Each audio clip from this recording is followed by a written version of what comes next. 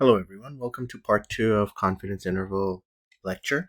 So in the last lecture we talked about finding confidence interval when the population standard deviation was known. Now in this case, that seems to be like a very rare occasion where the population standard deviation is known but the population mean is not known. But in most cases what we will have is both the population mean and the population standard deviation won't be known. So when that's the case, then how are we supposed to find the confidence interval? For that, we have actually a nice distribution called the t-distribution. And this distribution helps us to deal with cases of finding the confidence interval when the population standard deviation is not known. So basically, let's say we have a sample where my x bar is 40. My S bar is 8 and my N is 60. So my population, again, just writing it here, this is my sample mean, sample standard deviation, and sample size. So to find this number, we now will be using what we call a t-distribution. The formula for the confidence interval is very similar to what we saw before. So the formula is very similar, but instead of z, we will write here t. So what is the t-distribution? The t-distribution looks very similar to the normal distribution. So the t-distribution is also going to be this shape. But it is dependent on the sample size, which is n. And as n goes to infinity, t becomes the normal distribution. So eventually the t becomes the normal distribution, and the t distribution looks just like a normal distribution like this, but the t is dependent upon, as we said, the sample size. So how do we find the t values? The idea is still the same. We have the mean is centered around 0, but instead of z values on each side, we now have t values. So the 95% confidence interval, instead of having a z value, we will now have a t value at 95% or at 90% or at 99%. So how do we find? Now to find the t values, we need two things. We need, the probability, that is, what we are working on, and we need something called the degrees of freedom. Now, degrees of freedom is something that comes from the sample size.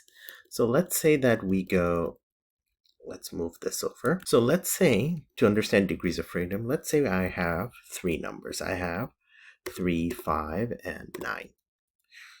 So in order to find, let's say, if I want to find the average, it is at 5.667. Now, if I were to given a chance, pick three numbers so that the average is 5.667. In that case, I can pick any two numbers. I could pick, let's say, 100, 1000, but the third number now is constrained because it has to be a certain value in order for me to get this average. It has to be negative something so that the number falls down to this average. So what this tells us then is that if I have n numbers, so in my case, if I have 3 numbers, or let's say if I have 10 numbers, my n equals 10, then I can choose the first for 9 numbers, can be whatever I want them to be. So they can be any numbers. I can just pick any of the number, but then the 10th number becomes fixed. If I want, let's say, the average to be 50. So if I want my average to be 50, the first 9 numbers can be of any number. And then once I pick all the 9 numbers, the 10th number has to be a certain number. So that's where the t values come in. So when I write t.inv, now you have both inv and inv.2t. So let's first see what INV does. This is what we have been using for our normal distribution. If I want to find the 95% confidence interval, I'll do 0.05 divided by 2. And my degrees of freedom is just going to be n minus 1, what I have been doing so far. So it is this value. Now, if I did t.inv.2t, I would write 0.05. My degrees of freedom would be 60 minus 1. And I get the same answer. But since z-value doesn't have a command for that, or normal distribution does not have a command for that, so what I'm going to do is I'm not going to use this. I will just stick with this so that we are consistent throughout. So based on this, now I can calculate my margin of error. The margin of error is now going to be the t-value, the t alpha over 2 that we have just found here, times the sample standard deviation. Since we don't have the population standard deviation, we will use the sample standard deviation divided by the square root of n.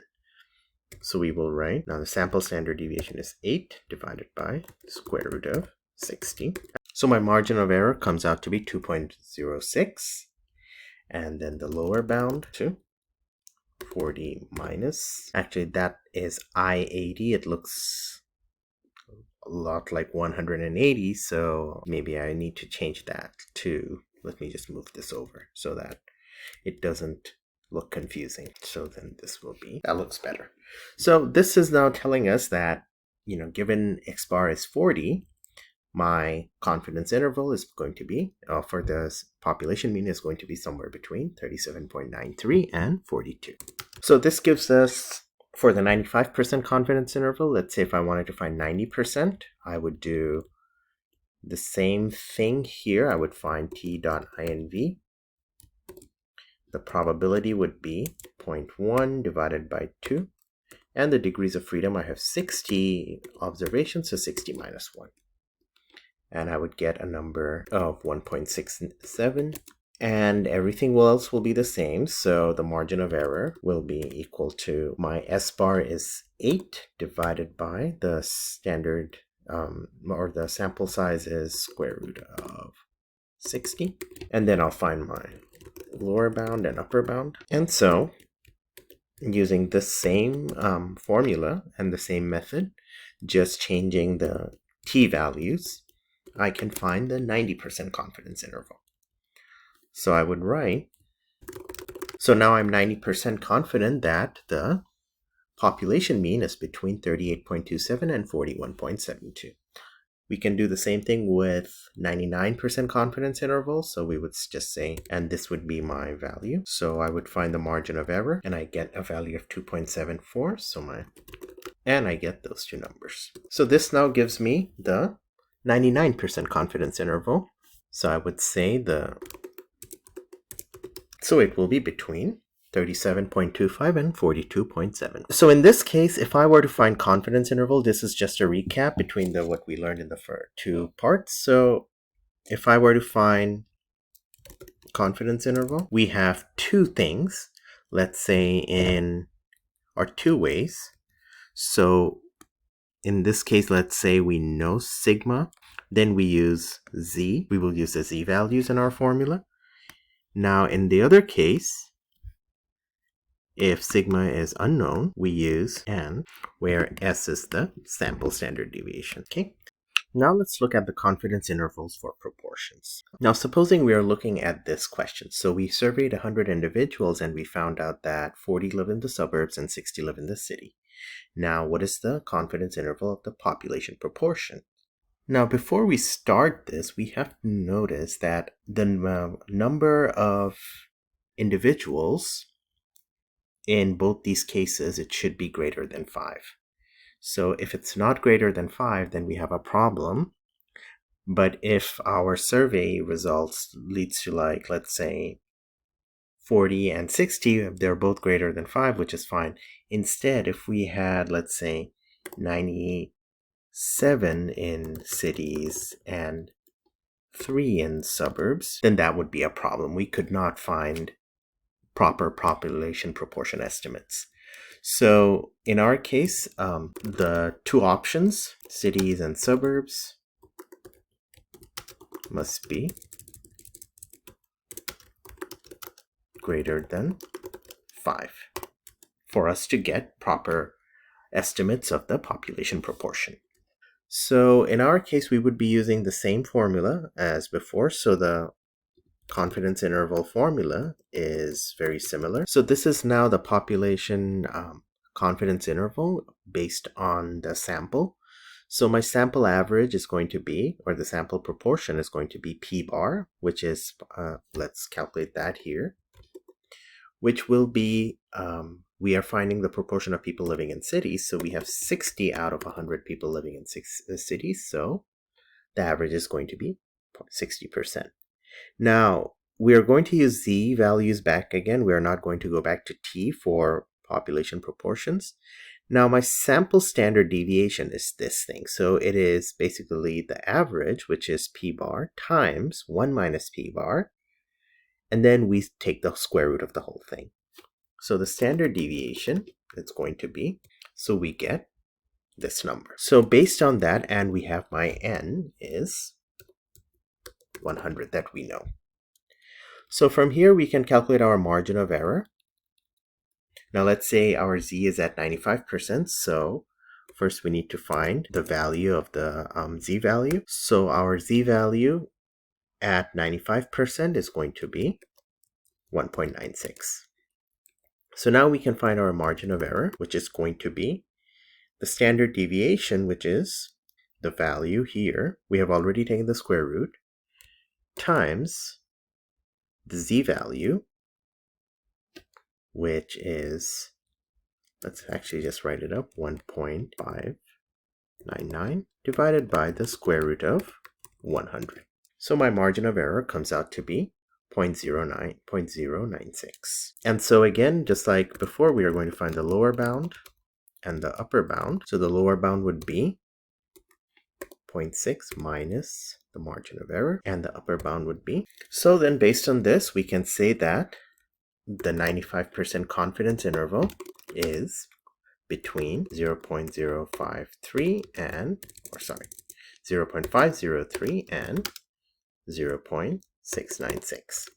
So we don't know what the actual population mean is, but it is going to be the proportion of people living in cities could be somewhere between 50% to almost 70%. And we can do the same thing for 90% and 99% confidence interval. We just use the same formula and we just need to update our Z values. Now, one last thing we have to do is, supposing I want my margin of error at a certain value. So this is going to be, let's say I want my margin of error, because we always did, to find the confidence interval, it's basically the sample mean plus minus the margin of error.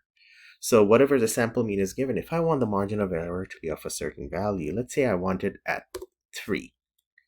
So if that's the case, this is my margin of error given. And if you look at it, if I want this value, because the larger this value, the more spread out the numbers are. So if you look at it, the numerator has Z and the standard deviation, this population standard deviation, let's say. So this is kind of fixed. So the denominator is the square root of n. So the more n I have, n goes up, so square root of n goes up, so then the margin of error decreases. So if I rearrange this and write it, then I can find out what value of n do I need to have a certain value of my margin of error. Let's say I want my alpha to be at 5%. So then I can find what Z alpha over 2 is. So that would be, so I get that number, negative 1. We can drop the negative sign, so it should be 1.96.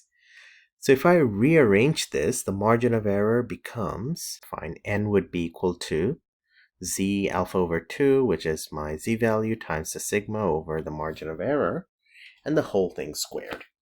So if I wanted to calculate the value, I can now see that this will be, so I can now calculate the margin of error. So in this case, let's say what value of n would be if my margin of error is 3 and my sigma, I am assuming it's going to be 12.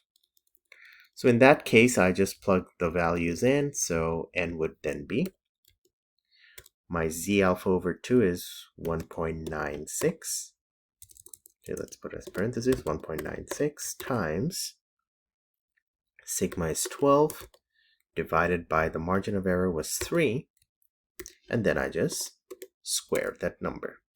So I get 61.46, and I always round up because it's always better to have more.